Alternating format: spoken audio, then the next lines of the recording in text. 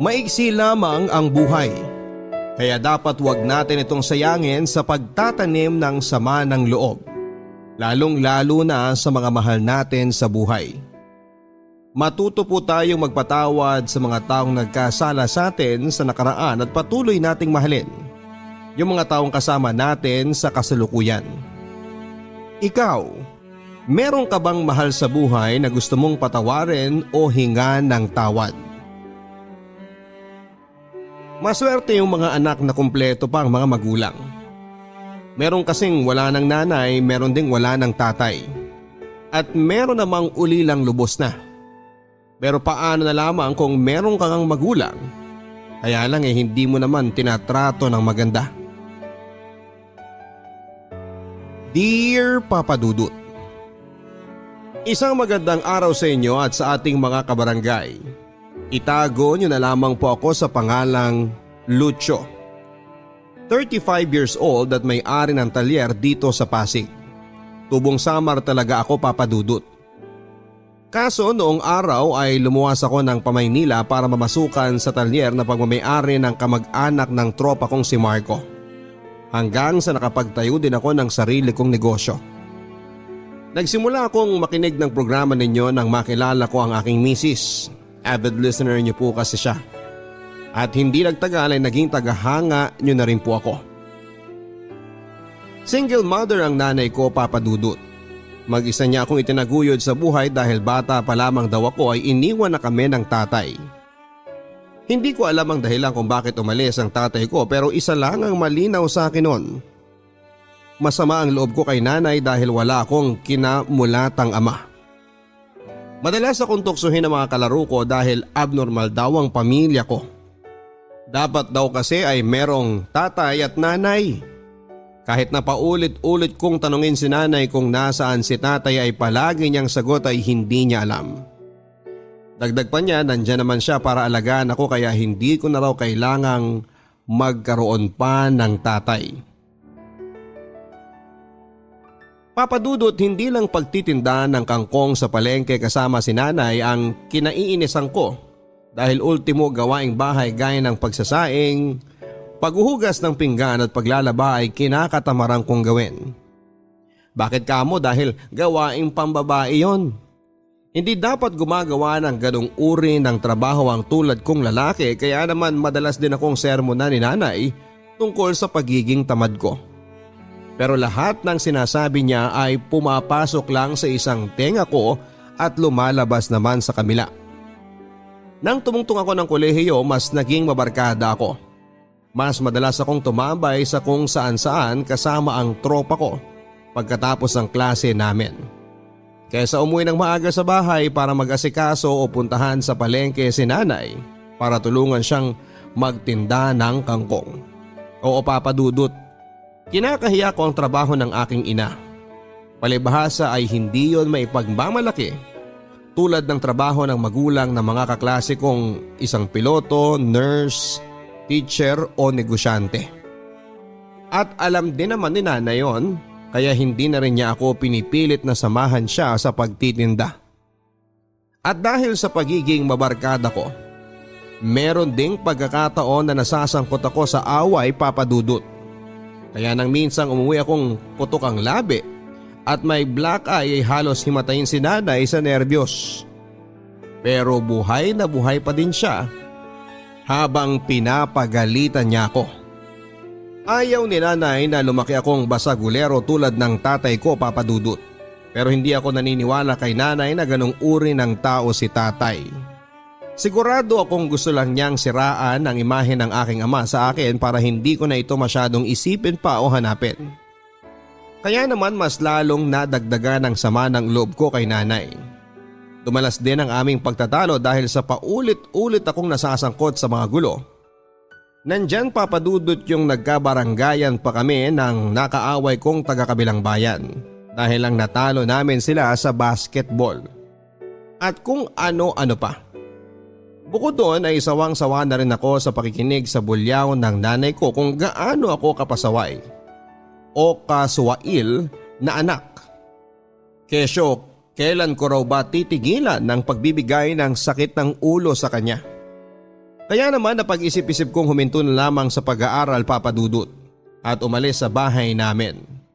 Oo, lumayas ako't nanuluyan sa tropa kong si Marco na nasa kabilang bayan at iniwang kong mag-isa ang matanda kong nanay. Nang umalis ako sa bahay namin, pakiramdam ko ay naging malaya ako, Papa Dudut.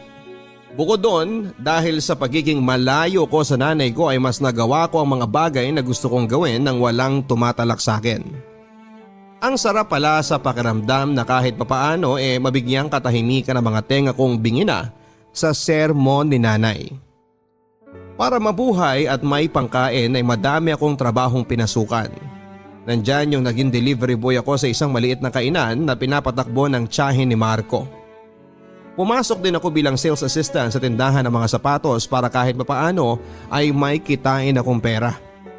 At dahil nga meron na akong source of income ay natuto naman akong magbisyo, Papa Dudut. Alak at yosi ang naging libangan ko at sandalan sa tuwing namimiss ko si tatay o di kaya kapag gusto ko nang maglibang. Malaking bahagi sa kinikita ko ay doon lang napupunta pero wala akong pakialam. Mas may silbi pa ang mga yon kesa sa nanay ko. Nang alokin ako ni Marco na lumuwas pa Maynila para magtrabaho sa talyer ng kanyang tito ay hindi na ako nagpatumpik-tumpik pa, Papa Dudut. Pagkakataon ko na rin kasi para makatapak sa ibang lugar dahil sawang-sawa na ako sa probinsya namin. Buong akala ko nga ay sa summer din ako mamamatay. Mabuti na lamang dahil merong opportunity na dumating. Bukod doon, pagkakataon ko na para mahanap ang tatay ko sa Maynila. Dahil sigurado ako na matatagpuan ko siya roon. Nang sumunod na linggo ay natuloy na nga ang pag-alis namin ni Marco papunta sa Pasig, Papa Dudut. At kung tatanungin ninyo ako kung nagpaalam ako sa nanay ko, hindi. Bakit pa hindi ba? Baka pigilan lang niya akong umalis at isa pa ay malaki na ako. Kaya ko nang magdesisyon para sa sarili ko at hindi ko na kailangan ng opinyon ng iba. Pagdating namin sa talyer ng tito ni Marco ay sumabak kaagad kami sa pagtatrabaho. Malapit sa mga condominium building at opisina ang kinakaroonan ng talyer kaya naman tama si Marco nang sabihin niyang magagandang babae ang karaniwang kliyente namin. At tama din ang kaibigan ko dahil pagkalipas lamang ng 2 buwan ay nakilala ko si Gigi. Nagtatrabaho bilang office staff na hindi nagtagal ay niligawan ko at naging girlfriend. Papa Dudut, nirespeto ni Gigi ang kahilingan kong wag nang pag-usapan ang tungkol sa nanay ko. Sa katunayan, yun ang huling beses na binanggit niya si nanay kaya naman masayang masaya ako. Ayoko na kasing magkaroon ng koneksyon sa nanay ko dahil meron na akong bagong buhay. Bagong buhay na hindi siya kasama. Pagkalipas ng 1 taon ay nabuntis ko si Gigi kaya naman naisip naming mag-live-in. Nagrenta kami ng isang studio type apartment malapit sa pinapasukang opisina ni Gigi at pinagtatrabahuhan kong talyer. Nangako ako sa nanay ni Gigi na aalagaan ko ang anak niya kaya naman nagpursige ako sa pagtatrabaho. Bukod doon ay nagsimula na rin kaming mag-ipon para sa pagdating ng aming anak. At pagkalipas ng 9 na buwan ay laking tuwa naman namin ni Gigi dahil sa wakas ay naging ganap na kaming mga magulang. Pero pagkaraan lamang ng 2 buwan ay muling nagbuntis si Gigi, Papa Dudut. Kung doble na ang pagsisikap naming mag-asawa sa pagtatrabaho noon ay mas naging triple pa matapos niyang ipanganak ang aming second baby. At mas naging mahirap ang buhay namin lalo na nang maaksidente at mamatay ang tito ni Marco. Dahilan para malugi at magsara ang talyer na pagmamay-ari nito na nagkataon namang pinagtatrabahuhan naming magtropa. At dahil nga sa nangyari, kung dati ay meron kaming binabayarang kasambahay para mag-alaga sa mga anak namin, nang nawala na nga ako ng trabaho ako nang umako sa pag-aalaga sa mga bata habang pumapasok sa opisina si Gigi. Noong unang buwan ay nag-i-enjoy pa ako sa pagiging house husband. Pero habang tumatagal ay nagsimula na akong mainip, Papa Dudut. Hindi na rin kasi ako nakakalabas kasama ang mga tropa namin ni Marco at madalas na rin nila akong asarin dahil sa pagiging taong bahay ko. Na malimit kong kainisan dahil na-realize ko na dapat ay si Gigi ang nag-aalaga sa mga anak namin. Kasi siya nga ang babae. Pero nauwi lamang sa pagkatalo namin mag-asawang tungkol sa kung sino ang dapat na maiwan sa bahay para bantayan ang mga anak namin.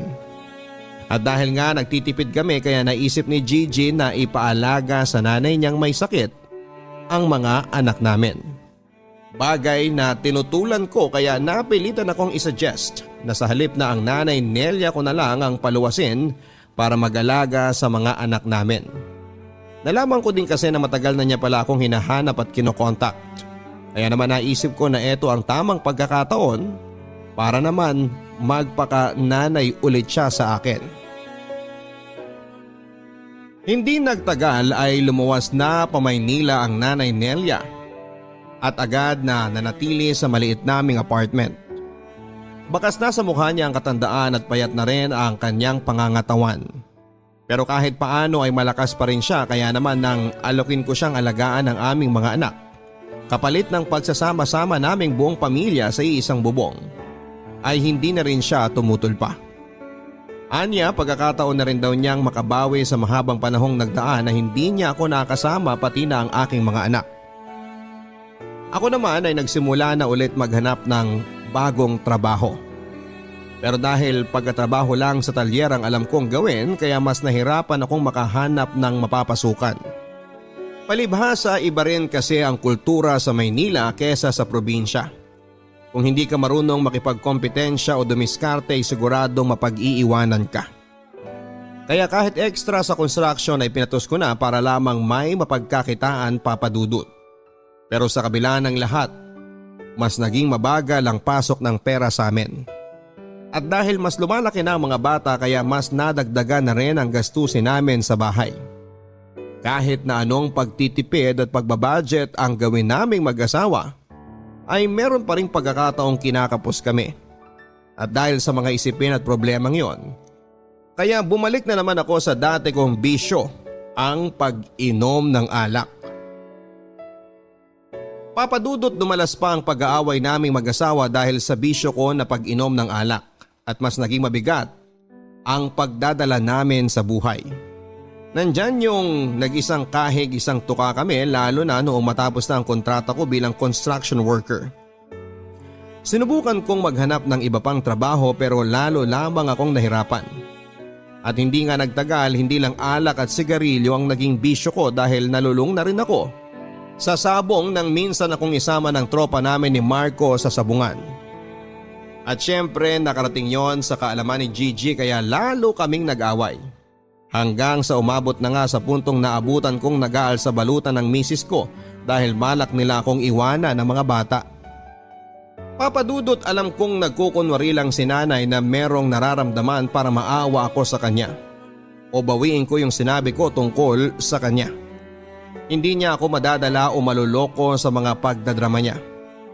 Nang mga sandaling yon ay tuluyan na ngang nawala ang natitirang respeto ko sa kanya bilang nanay ko dahil ang lahat ay napalitan ng magkahalong galit at pagtatampo. At matapos nga ang pagtatalo naming yon ay hindi na rin naman tinuloy pa ni Gigi ang plano niyang pag-alis nilang mag-ina. Pero napag-isip-isip ko rin naman na kung hindi ako magbabago ay baka nga tuluyan ang mawala sa akin ang aking pamilya. Ayokong matulad sa akin ang mga anak ko na lumaking hindi kumpleto ang kanilang mga magulang.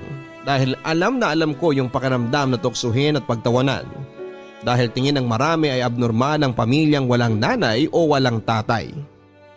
Kaya naman pinilit kong bawasan ang mga bisyo ko at nagsimula muli akong mag-apply ng trabaho, papadudot. Pero sa kabila ng lahat ng pagsisikap kong maging mabuting ama at asawa ay talagang sinubok pa rin ako ng kapalaran, papadudot. Nandyan yung naranasan kong maglakad mula Pasig hanggang Boni para lang mapuntahan yung inaplayan kong trabaho dahil sa labis ko na pagtitipid sa pamasahe. Tapos sa huli, hindi rin pala ako matatanggap dahil daw college undergraduate ako. Sinubukan ko ring mag-sideline muli sa construction pero hindi na ako tinulungan ni Marco dahil marami na raw siyang naitulong sa akin. At sa pagkakataon na yon, kailangan ko naman daw matutong tumayo sa sarili kong mga paa. Sobrang sama ng loob ko kay Marco noon pero sinantabi ko yon, Papa Dudut. Kaso meron pa rin talagang mga sandali na hindi ko mapigilang magalit sa aking sarili. Nasisihin ng Diyos sa buhay at kapalaran na meron ako. Isang gabi nga nang makauwi ako galing sa paghahanap ng trabaho, sa sobrang pagod ko't sakit ng paa, ay sumalampak na lang ako sa sofa, Papa Dudut. Tapos lumabas galing sa kwarto namin ni Gigi ang panganay kong si Erold para makipaglaro sa akin. At dahil wala ako sa mood ay napagalitan ko siya dahilan para umiyak siya at mag-hysterical naman ang nanay niya. Oo, nauwi sa pagtatalo namin ni Gigi ang napakasimpleng bagay na yon, Papa Dudut. Pero hindi ko akalain na yun na pala ang magiging mitya para simula kong pagsisihan ang mga nagawa kong kasalanan at kakulangan sa aking pamilya, lalo na sa aking ina. Atake sa puso, yun ang findings ng mga doktor matapos naming isugod sa ospital si Nanay Nelia nang mawalan siya ng malay sa gitna ng mainit naming pagtatalo sa bahay, Papa Dudut. Aaminin kong noon lang ako nakaramdam ng labis na takot habang pinapanood ang mga nagkakagulong doktor na sinasalba ang buhay ng aking ina. Noon lamang ako kinilabutan sa tanang buhay ko habang iniisip ang posibleng masamang mangyari sakaling hindi nila masagip si nanay. Noon lang ako nakaramdam ng hustong pagsisisi at tinding panghihinayang, Papa Dudut. Pagsisisi dahil sa lahat ng masasamang ginawa at masasakit kong sinabi sa aking ina. At panghihinayang sakali mang ikamatay niya ang nangyari sa kanya. Pakiramdam ko ay bumalik ako sa pagkabata dahil hindi ko na napigilan ang aking mga luha. Nang mga sandaling yon ay sinimulan ko nang magdasal sa Diyos na sana ay iligtas niya ang nanay ko. Na sana ay wag muna niyang kukunin ang aking ina hanggang hindi pa ako nakakahingi ng tawad sa kanya. At nakakabawi dahil sa lahat ng mga maling nagawa ko. At tunay na mabuti pa rin ng Diyos dahil narinig niya ang panalangin ko, Papa Dudut. Namatay si Nanay Nelia pagkalipas ng 2 buwan, Papa Dudut. Oo, inatake muli siya sa puso at sa pagkakataong yon ay hindi na siya nakaligtas pa. Parang gumuho ang mundo ko nang biglang kunin sa akin ng nanay ko. At kahit na anong pigil ko sa mga luha ko kusa pa rin siyang tumutulo. Labis din ang pagsisisi ko dahil napakaiksi ng panahong ibinigay sa amin ng Diyos para makabawi ako sa lahat-lahat ng kasalanan at pagkukulang ko sa Kanya. Pero kahit na ganoon ay nagpapasalamat pa rin ako dahil hinayaan pa rin ako ng Diyos na makapiling ang aking nanay. Matapos ang libing ni nanay ay nangako ako sa harap ng puntod niya na magiging mabuti akong asawa at ama sa aking mga anak. Pinatawad na rin ako ni Gigi sa nagawa ko sa kanya noon, kaya naman mas nagdoble sikap pa ako para mapakatawanan ang pangako kong aalagaan at susuportahan ang aking pamilya. Sinuwerte din naman akong nakapag-loan si Gigi ng malaking halaga sa kanilang kumpanya na ginamit namin para makapagtayo ng maliit na talyer. At hindi nga nagtagal ay mas naging kilala kami't lumago ang aming negosyo. Alam kong masayang-masaya si nanay sa langit dahil unti-unti kong tinutupad ang pangako ko sa kanya noong nabubuhay pa siya. Namimiss ko pa rin siya hanggang sa ngayon, Papa Dudut, pero alam kong maligaya na sila ni tatay saan man sila naroroon. Maraming salamat po sa pagkakataong mabasa ninyo ang aking sulat. Malaking bagay din sa akin na maibahagi sa ating mga kabarangay ang kwento ng aking buhay. Lucio. Sabi nila habang abala daw tayo sa paglaki ay nakakalimutan na nating tumanda na ang mga magulang natin. Sa kaso ng letter sender nating si Lucio ganun nga ang nangyari. Kaya naman ramdam ko ang pagsisisi mo dahil hindi mo nakapiling ng mas matagal ang Nanay Nelia mo. Pero Lucio, tama ka sa sinabi mong maswerte ka pa rin dahil nakahingi ka ng tawad sa iyong ina. At kahit na maiksi yung panahon na ibinigay sa inyo, nakasama mo pa rin siya. Alam ko namin ng mga kabarangay na proud sa iyo ngayon ang nanay Nelia mo. Ipagpatuloy mo lang ang pagiging responsableng asawa at ama, siguradong hindi na babangon sa hukay ang nanay mo para sermonan ka. Biro lang. Dear Papa Dudut, sabi nila ang pagkakaroon daw ng anak ang isa sa mga pinakamasayang bahagi ng buhay ng tao. Kaya naman walang araw na hindi ako nagpapasalamat sa Diyos nang pagkalooban niya ako ng anak na babae. Pakiramdam ko siya na yung pinakamagandang nangyari sa akin sa kabila ng mga pangit kong pinagdadaanan. Kaya naman mahal na mahal ko ang aking anak at gagawin ko ang lahat para sa kanya, Papa Dudut. Ako po si Letty, 35 years old at tubong Bicol. Pero noong araw ay lumuwas ako ng Quezon City para mamasukan sa isang karinderya, kung saan ay matagal nang nagtatrabaho ang pinsang kong si Rona. Nirecruit niya kasi ako para magtrabaho sa naturang kainan nang minsang mangailangan sila ng karagdagang tao. Bagay na hindi ko na pinag-isipan ng matagal dahil pangarap ko rin namang makapunta sa Maynila. Simple lang naman akong babae at simple lang din ang mga pangarap ko sa buhay. Ang magkaroon ng isang masayang pamilya tulad ng sa mga magulang ko. Kaya nga kahit wala akong kaalam-alam sa buhay sa Maynila ay sumugal pa rin ako, dalang pag-asang kumita ng perang makakatulong sa aking pamilya sa probinsya. At kung papala rin, ay matagpuan ko na rin doon ang lalaking magpapatibok sa aking puso. Lalo na't NBSB ako o no boyfriend since birth, Papa Dudut. Maalalahanin at malambing talaga ang nanay ko, Papa Dudut. Palibasa ako ang panganay sa 5 magkakapatid. Ang mga sumunod sa akin ay naglalaro sa edad na 25 anyos pababa at ang pinakabunso ay nasa 15. Ang nanay ay isang mananahe at kung minsan para kumita ng ekstrang pera ay tumatanggap din siya ng mga labada.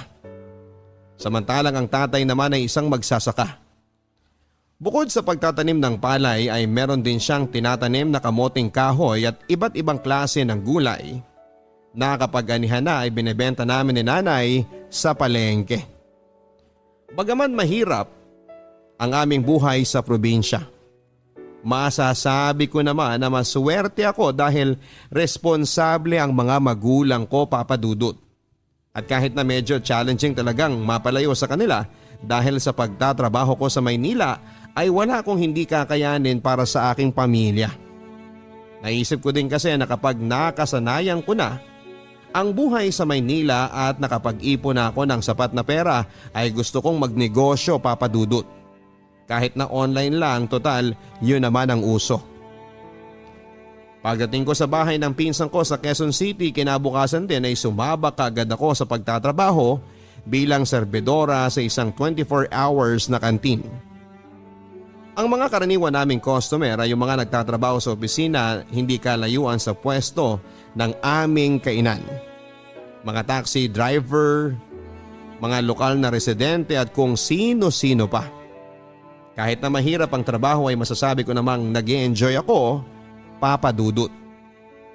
Mas lalo pang ang naging interesante ang bawat araw ko sa trabaho nang makilala ko si Nando nang minsan siyang kumain sa amin. Isa siyang sikyo o security guard sa isang pawn shop na katapat ng aming kantin. Nung unang beses ko siyang nakita ay aaminin kong hindi talaga ako natuwa sa pagmumukha niya.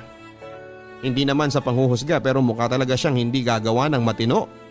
Tapos ay palagi pa niya ako nung binubuisit dahil panay ang tawag niya sa akin para siya asikasuhin kahit na marami pa akong ginagawa. Aaminin ko, Papa Dudut, na noong una ay naiinis ako kay Nando. Sino ba naman kasing hindi? Kesyo maliit na bagay na kaya naman niyang gawin ay itatawag pa niya sa akin. Oo, sa akin. Tulad na lamang ng pagsasali ng tubig sa baso niya. Paulit-ulit na paghingi ng sabaw at kung ano-ano pa. Mabuti sana kung siya lang ang customer na inaasikaso ko tapos meron pang pagkakataon na makikipagkwentuhan pa siya sa akin sa gitna ng trabaho ko. Dumanas din ng dumalas ang pagkain ni Nando ng tanghalian sa aming kantin. Dahilan kung bakit naging tampulan ako ng tukso ng mga kasamahan ko sa trabaho. Gaya nga ng sinasabi noon ni Rona, nagbabaon ng pananghalian si Nando. Kung kumain man ito sa kantin ay bibihira lamang. At nagsimula lang daw itong kumain sa kantin namin dahil sa akin. Habang tumatagal ay nawawala na rin ang pagkailang ko kay Nando. Dahil kahit papaano ay nadidiskubre ko namang mabait at magalang siyang tao. Palagi siyang humihingi ng permiso kung meron siyang gustong itanong na sa palagay ko ay masyadong personal. Kuwela din siya at mahilig bumanat ng corning jokes at pick-up lines. Tinatawag pa rin niya akong Miss Beautiful kapag hindi ko siya pinapansin. Naisip ko nga na ginagawa niya lamang yon para makuha ang atensyon ko at effective naman. Papadudot, alam ko na hindi pa nagtatagal simula nang magkakilala kami ni Nando, pero noong unang beses na hindi siya kumain ng lunch sa amin ay nalungkot talaga ako.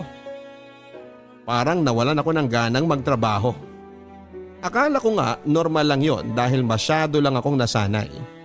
Na palagi niya akong kinukulit araw-araw, pero nang masundan pa ng 2 araw na walang Nando na kumain sa aming kantin, ay doon na ako nagtaka at nag-alala.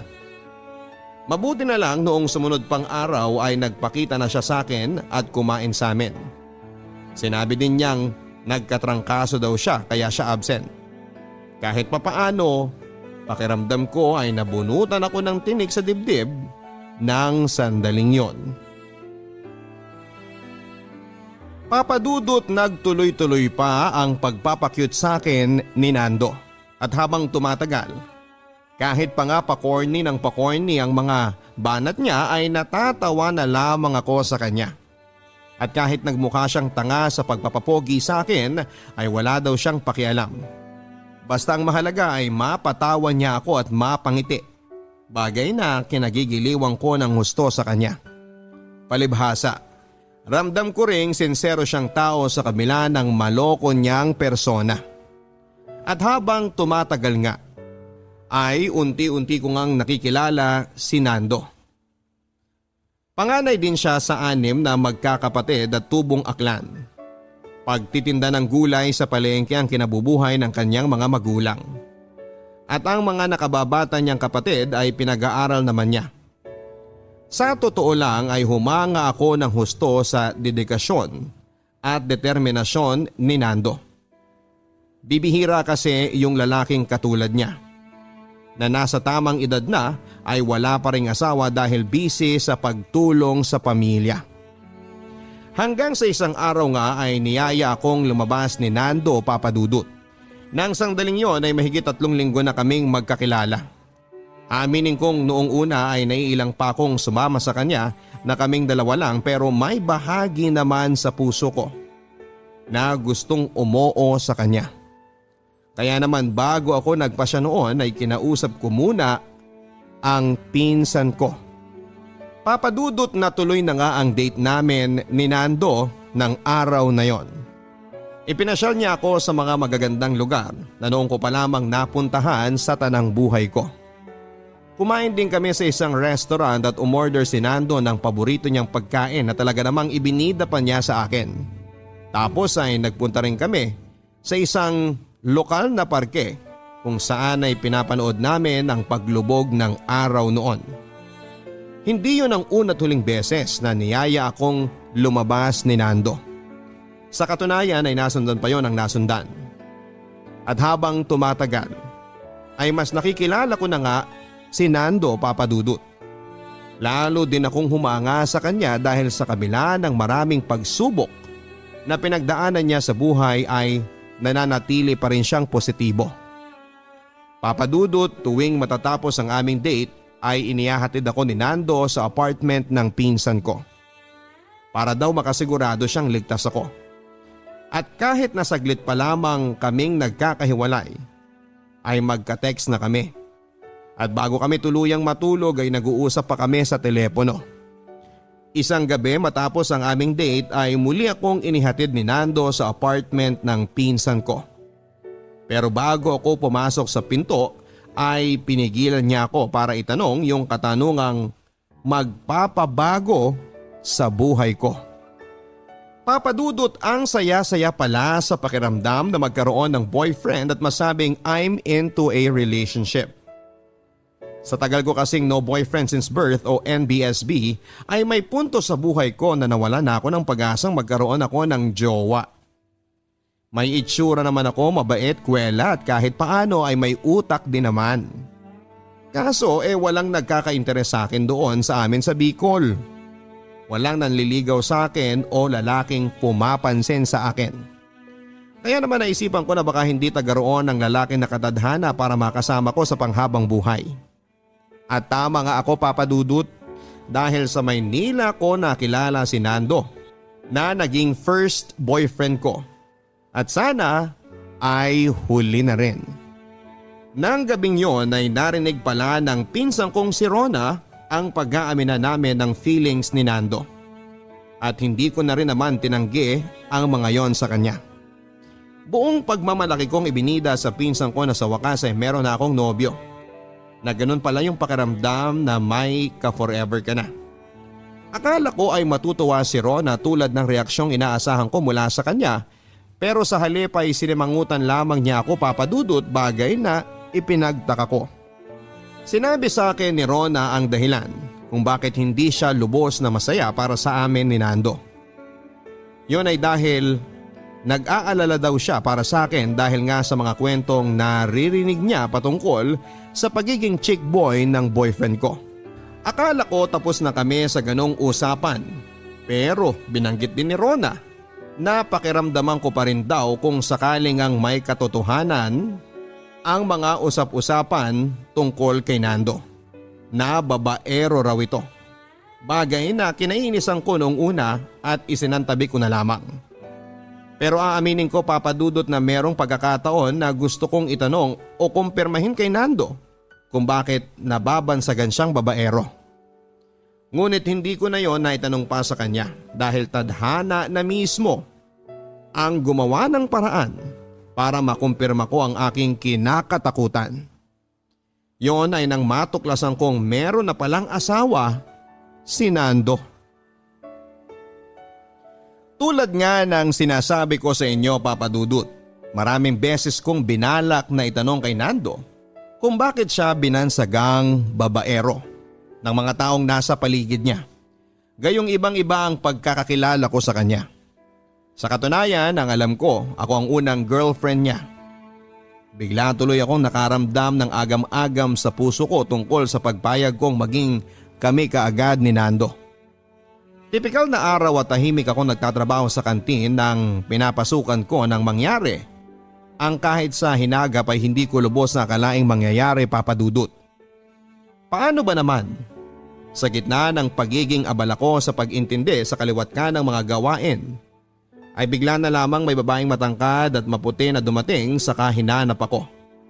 Buti na lamang at patay na oras na yon, Papadudut, at walang masyadong customer. At nang magtama ang aming paningin, ay walang pagdadalawang isip niya akong sinugod at pinagsisigawan. Papadudot, mabuti na lang dahil naawat ko si Rona sa kamuntik na niyang pagpatol kay Grace ng sandaling yon. At mabuti na lang din dahil naisip ni Grace na umalis na lamang. Pero bago siya tuluyang umalis ay binantaan niya akong layuan na si Nando dahil pamilyado na nga ito. At kung ipipilit ko pa raw na magsumiksik sa buhay nilang mag-asawa ay kakasuhan niya ako. Magkahalong takot, gulat, galit at lungkot ang nangibabaw sa akin ng mga araw na yon. Takot dahil sa biglang pagdating ni Grace para saktan at iskandaluhin ako sa aking pinagtatrabahuhan. Gulat naman dahil sa nalaman kong posibleng panloloko sa akin ni Nando. Galit dahil kapag napatunayan ko ngang totoo ang mga sinasabi ni Grace tungkol sa relasyon nilang dalawa, ay baka hindi ako makapagpigil at masuntok ko talaga sa mukha ang Nando na yon. Pero sa kabila ng lahat ng nararamdaman ko, mas nangibabaw para sa akin ang labis na kalungkutan. Oo, hindi pa nga nagtatagal simula nang magkakilala kami ni Nando. Simula nang maging kami pero sa loob ng maiksing panahon ng pagsasama namin ay binigay ko na sa kanya ang aking puso, pati na rin ang aking sarili. Meron ang nangyari sa amin ni Nando, Papa Dudut. Hindi lang isang beses, makailang ulit na rin po yon. Siguro nga ay totoo ang sinasabi ni Grace na madali akong paikutin at utuin, pero nagtiwala lang naman ako at naniwala na tunay at totoo ang pag-ibig sa akin na ibinibigay ni Nando. Nang araw ding yon ay tinawagan ko sa telepono si Nando, Papa Dudut. Pero ring lang ng ring ang kanyang cellphone. Makailang beses ko ulit siyang kinontak hanggang sa patayan na nga niya ako ng telepono. Halos gumuho ang mundo ko ng oras na yon. Paano nga kung totoong niloloko ako ni Nando? Paano kung bigla na lang niya akong iwanan sa ere? Hindi ko alam kung paano ko kakayanin ang sakit. Umiyak na lamang ako ng umiyak kinagabihan at nang sumunod na araw ay laking gulat ko nang si Nando ang kusang tumawag sa akin. Papa Dudut, salamat na lang talaga sa pinsang kong si Rona dahil nandun siya ng sandaling yon para alalayan ako. Kasi ang sakit-sakit na talaga sa dibdib. Hindi ko na kayang pigilan pa yung mga hinanakit ko kay Nando. Tapos ay hindi pa ganap na maisip ng utak ko na dumating na nga yung sandaling kinakatakutan ko, ang aking unang heartbreak. Nang sumunod na araw ay nalaman ko na lamang na nag-resign na pala si Nando sa pawn shop na kanyang pinagtatrabahuhan. Walang makapagsabi kung saan talaga siya nagpunta. Pero marami rin ang naniniwala na umuwi na ulit siya sa kanyang asawa. Ano man ang katotohanan sa mga haka-hakang yon, wala na po akong pakialam. Pagkatapos ng lahat ng nangyari sa amin, sa skandalong kinasangkutan ko, sa panluloko sa akin ni Nando, parang nawala na po ako ng pakiramdam noon, Papa Dudut. Naisip ko na ganoon talaga ang buhay. Pwede tayong ma-scam dahil sa labis na tiwala na ibinibigay natin sa mga sinungaling at manlulokong tao. Naisip kong magpatuloy na lamang sa buhay. Sinarili ko yung sakit na nararamdaman ko. Sa pag-asang kusa na lamang itong mawawala. Subalit nagkamali ako. Isang araw habang nagtatrabaho ako sa kantin, ay nakaramdam ako ng pagkahilo. Nag-worry pa nga sa akin si Rona dahil akala niya ay may sakit ako. Sabi niya ay mukha daw akong maputla. Papadudot ng sandaling yon ay aaminin kong muling nanumbalik ang pakiramdam na matagal ko nang pinatay sa kalooban ko. Ang pakiramdam ng magkahalong takot at saya dahil posibleng nagbunga ang pagsasama namin ng saglit ni Nando. Buntis ako, Papadudot. At nang malaman kong pinagdadalang tao ko ang aming anak ni Nando, ay magkahalong kaba at saya ang naramdaman ko. Kaba dahil hindi ko alam kung paano ipapaalam sa aking pamilya sa probinsya na nagbunga ang sandali naming pagsasama ni Nando. At saya naman dahil merong buhay na nabubuo sa aking sinapupunan. At dahil wala pa akong ideya kung paano sasabihin kina nanay at tatay na magkakaroon na sila ng apo, kaya naisip kong isekreto na muna ito sa kanila. Pinakiusapan ko rin si Rona na huwag magbabanggit ng kahit na ano sa aking mga magulang para hindi na sila masyadong mag-alala. Bagay na kinontra ng pinsang ko noong una pero napakiusapan ko rin naman sa bandang huli. Nagpatuloy lang ako sa pagpasok sa trabaho, Papadudot. Kailangan ko kasing madagdagan ang aking ipon para sa aking panganganak. Kahit na minsan naaalala ko pa rin si Nando, hindi na lamang ako nagpapaapekto dahil alam ko kung nasaan man siya ngayon ay doon na lang siya manatili. Wag na siyang magpapakita sa akin lalo na sa anak namin dahil isa siyang malaking duwag. Pero iba pa rin maglaro ang tadhana. Nang halos 2 buwan na ang aking pinagbubuntis ay muling nag-cruise ang landas namin ni Nando nang magkita kami sa isang mall. Papadudot, kahit na galit ako kay Nando, meron pa ring bahagi sa aking puso na gustong makiusap sa kanya na huwag na niya akong iiwang muli. Nasa pagkakataong yon ay piliin naman niya ako at ng aming magiging anak. Pero sa kabila ng lahat ay muli kong piniling sarilinin na lamang ang sakit at ang lahat ng hinanakit. Para saan pa kung magmamakaawa ako sa kanya? Samantalang halatang halata naman na hindi ako o kami ng magiging anak niya ang pipiliin niya sa dulo. Kahit paano ay mas pinili ko pa rin bigyan ng dignidad ang aking sarili, Papa Dudut. Dahil minsan hindi lahat ng ipinaglalaban ay karapat dapat na ipaglaban. Nang araw ding yon matapos ang pagkikita namin ni Nando ay nanumbalik muli ang sakit at kirot sa puso ko. Yung sugat na akala ko ay unti-unti nang humihilom dahil sa kanya ay muli na namang nabuksan. At sa pagkakataong yon ay mas doble ang sakit. Umiyak lang ako ng umiyak pag uwi namin ni Rona sa apartment. Mabuti na lang dahil nandoon ang pinsan ko para damayan ako. Nakatulugan ko na nga lang noon ang labis na kalungkutan. Kinabukasan ay laking gulat ko nang dumating sa apartment namin si nanay. Hindi binanggit sa akin ni Rona na lumuwas pala ang nanay ko para dalawin ako. Palibhasa inamin din ang pinsan ko na hindi na raw niya napigilan ang sariling wag banggitin kay nanay ang pinagdadaanan ko. At bago ko pa nga siya tuluyang masabunutan dahil sa kadaldalan ay dinepensahan na niya kaagad ang kanyang sarili.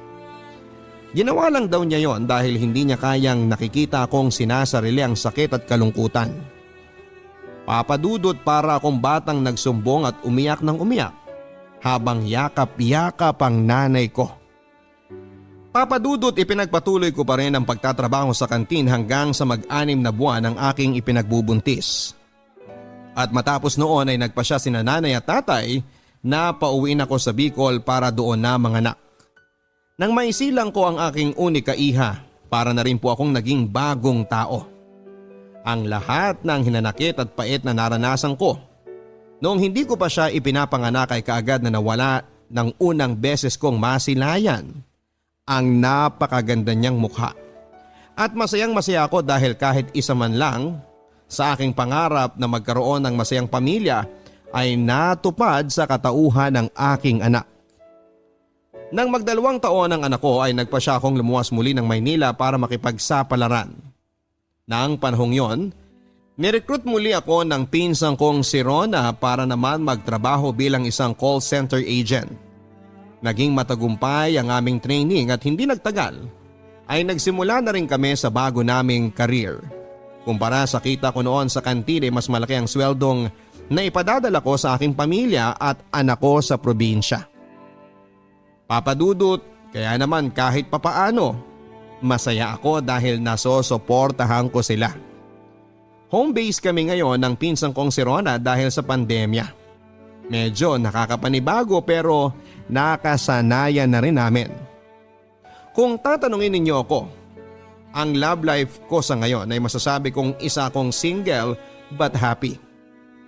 Hindi ko pa rin naman sinasara ang puso ko kung muling magmahal dahil tulad ng pangarap ko noon. Gusto kong magkaroon ng masayang pamilya tulad ng aking mga magulang. Pero habang hindi pa yon nangyayari, kontento ako sa mga taong malalapit sa buhay ko.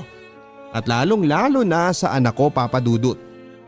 Wala na rin akong balita pa kay Nando. Pero kahit na meron kaming hindi magandang nakaraan ay ipinagdarasal ko na lang sa ngayon ay nasa parehong pahina kami ng aming buhay na masaya at kontento sa aming pamilya. Sana ay maraming natutunan ang ating mga kapuso sa aking kwento. At kung mabibigyan ako ng pagkakataon na mabasa nyo ang liham ko ay buong puso ko itong ipagpapasalamat. Lubos na nagpapasalamat, Letty. Hindi katulad ng mga kwento sa libro at palabas sa pelikula ang tunay na buhay. Dahil madalas mas masalimuot at mas masakit ang mga kwento ng pag-ibig na itinatampok nito. Katulad na lang ng mga sakit at kahihiyan na pinagdaanan po ni Letty.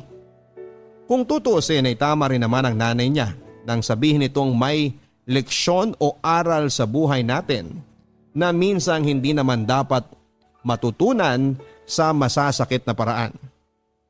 Pero sa kabila ng lahat ay hindi pa rin natin maiiwasan yung mga masasama at mapanakit na tao na makalapit sa atin. Kaya nga kahit mahirap ay piliin nating maging mabuting tao, maging malinis ang intensyon natin sa ating kapwa at huwag na huwag nating tutularan ang mga katulad ni Nando. Para sa mga katulad naman ni Leti, hanga kami sa inyo dahil napagtagumpayan ninyo ang mga pagsubok sa buhay. Maging ang mga labang sinasarili nyo lamang. Pero kung may pagkakataon ay pwede naman kayong humingi ng tulong. Huwag niyong isiping nag-iisa kayo sa mga laban ninyo.